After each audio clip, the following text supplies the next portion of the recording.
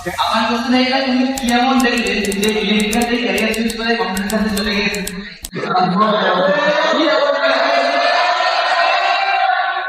এটা আমি যখন আমি ফার্স্ট ইয়ার জয়েন করি তখন তোমরা সবাই ফার্স্ট ইয়ার সি প্রোগ্রামিং করেছো, এবং যখন তোমরা সি প্রোগ্রামিং কলেজে পড়া স্টার্ট করো, আই গেস আমার তখন জন্য প্রবলেম হয়েছিল, জানি না তোমাদের কার প্রবলেম হয়েছে। এখন প্রথম দিকে আমি সি প্রোগ্রামিং শেখা স্টার্ট করলাম কলেজে ক্লাসে, তখন তোমার কোনো প্রবলেম মানে দাদারা যেভাবে শেখানো, তখন দেখলাম যে আরে এটা তো দারুণ জিনিস, এটা আমার খুবই ভালো লাগে। আমি তো ইলেকট্রিক্যাল, সেখান থেকে আমি তাদের থেকে বেটার করতাম। ওকে, তাই আমি এত বেশি ইনভলভ হই। আরেক সেমিস্টার আমি ভালো করে করতাম, ঠিক আছে। আমি 2017 থেকে একটা হ্যাকাথন স্টার্ট হয়েছিল, সেই হ্যাকাথনটা এখনো চলছে, এখন হয়তো নামটা যেটা চেঞ্জ হয়ে গেছে। তো সেখানে আমি টপ 3 ছিলাম। ওকে,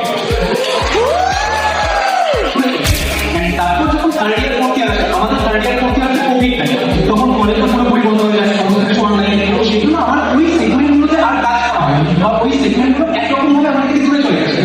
পরবর্তীকালে যখন আমি দেখলাম যে okay I want to go for IIT, I want to go for MA, তখন আমি দেখলাম যে why not give it a chance to computer science, বুঝতে পারছো?